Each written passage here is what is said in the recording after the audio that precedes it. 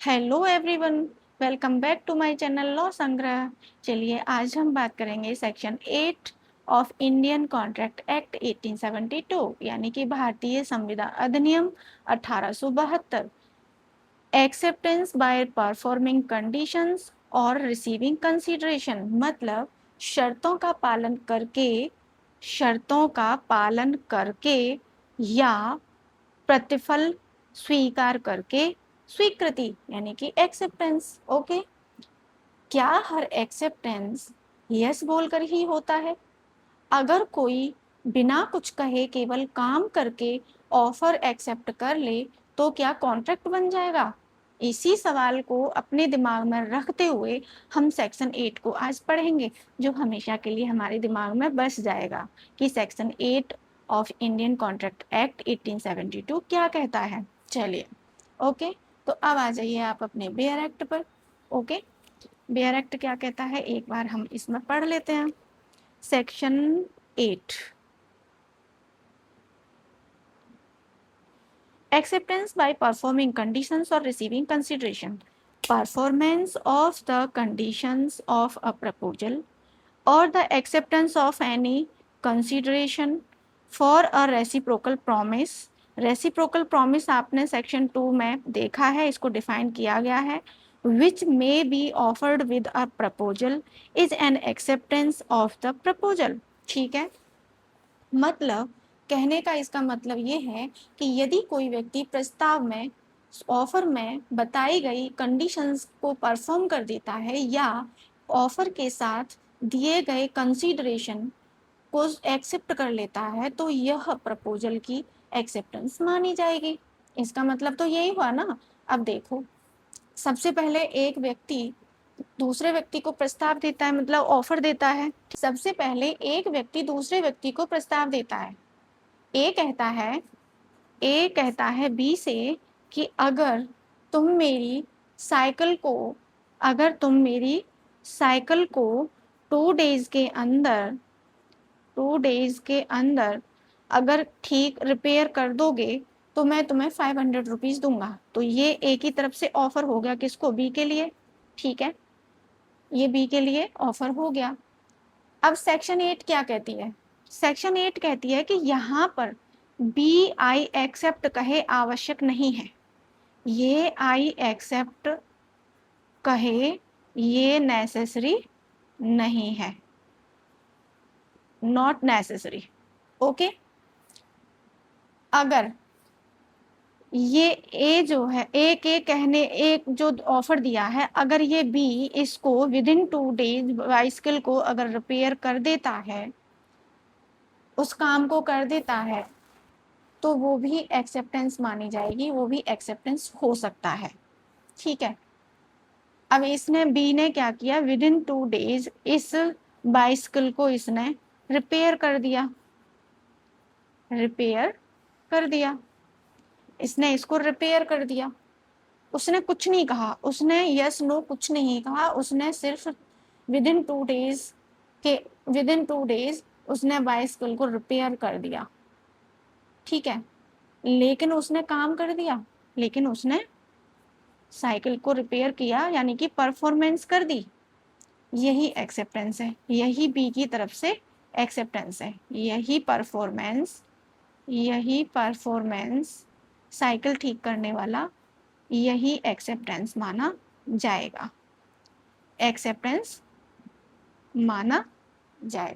ठीक है, अब देखो कॉन्ट्रैक्ट फॉर्म हो गया, नहीं हो गया? जैसे ही शर्त पूरी हुई, ऑफर, एक्सेप्टेंस, कॉन्ट्रैक्ट। ए ने शर्त रखी थी 2 दिन के अंदर बाइसिकल ठीक करने की, ये शर्त जो है 2 दिन के अंदर इसने पूरी कर दी, कॉन्ट्रैक्ट बन गया, मतलब एक्सेप्टेंस हो गई। ऑफर हो गया, एक्सेप्टेंस, कॉन्ट्रैक्ट। आया होगा समझ में? क्लियर? सिंपल फॉर्मूला देख लो आप, बिल्कुल एक देखो, मैं आपको एक फॉर्मूला देती हूँ यहाँ पे इसका। ऑफर, ठीक है, उसके बाद आपने कंडीशन मेंशन की, उसमें कंडीशन यहाँ पे मैं वो कर रही हूँ, चलो मैं पूरा लिख दूँ। Mentioned mentioned, condition mentioned. अब वो कंडीशन शॉर्ट में लिखती हूँ, condition perform, perform, okay, acceptance हो गई और कॉन्ट्रैक्ट। अब क्लियर हो गया होगा एक्सेप्टेंस बाय परफॉर्मिंग कंडीशंस। अब हमने देख लिया एक्सेप्टेंस बाय परफॉर्मिंग कंडीशंस। अब हम देख लेते हैं acceptance bye receiving consideration. Okay, अब हम इसको देख लेते हैं। नेक्स्ट आ जाता है कि अब देखो, sometimes offer says I will pay first, I will pay first if the other person accept the payment, acceptance is complete. अब देखो, ये ए है और ये बी है। ओके, अब क्या है कि ए कहता है कि तुम ये 5000 रुपीज़ ले लो बी से और कल से तुम मेरे घर पर पेंट करने आ जाना। अब ये बी के पास दो विकल्प हैं। क्या? या तो ये तुरंत ये कह दे कि आई एक्सेप्ट, ठीक है, और या फिर ये बी जो है इस एडवांस को एक्सेप्ट कर ले बिना कुछ कहे, ये एडवांस ले ले 5000 रुपीज़, यही तो कह रहा है सेक्शन 8। या फिर ये 5000 रुपीज़ एडवांस ले ले। तो ये ही इसका जो इसने जो ये कंसिडरेशन 5000 रुपीज़ का जो ये कंसिडरेशन है ना, ये एक्सेप्ट करके ही अपनी एक्सेप्टेंस दे दी बिना ये कहे कि आई एक्सेप्ट। इसने बिना कुछ कहे 5000 रुपीज़ का कंसिडरेशन लेकर इसने अपनी एक्सेप्टेंस दे दी बिना कुछ कहे। समझ आया? इतना समझ आया होगा। ये ही एक्सेप्टेंस बाय रिसीविंग कंसिडरेशन होगा। इस तरीके से भी आपको अगर कोई ऑफर करता है कुछ पैसे या कोई भी चीज़ और आप उसको स्वीकार कर लेते हो बिना कुछ कहे, तो वो आपकी एक्सेप्टेंस मानी जाएगी। क्वेश्चन मैं आपको बनाती हूँ, क्या बिना आई एक्सेप्ट बोले भी एक्सेप्टेंस हो जाएगा? यस, बिल्कुल हो जाएगा, क्योंकि जिसको ऑफर दिया गया है उसने कंसीडरेशन मतलब कंसीडरेशन ले लिया, यानी कि 5000 रुपीज़ बी ने ले लिया। इसने ऑफर में 5000 रुपीज़ दिए थे और इसने एक्सेप्ट कर लिया, ठीक है, तो ये एक्सेप्टेंस उसकी तरफ से मानी गई। यही सेक्शन 8 कहती है। इससे रिलेटेड एक केस है कार्लिल वर्सेस कार्बोलिक। एक चार्ट बना दूं मैं इसका? चलो, लंबी वीडियो हो जाएगी, कोई नहीं। Carlill versus carbolic smoke ball company का एक केस है, बहुत फेमस केस है, बहुत ही इम्पोर्टेंट केस है, इसको आप लिख लो।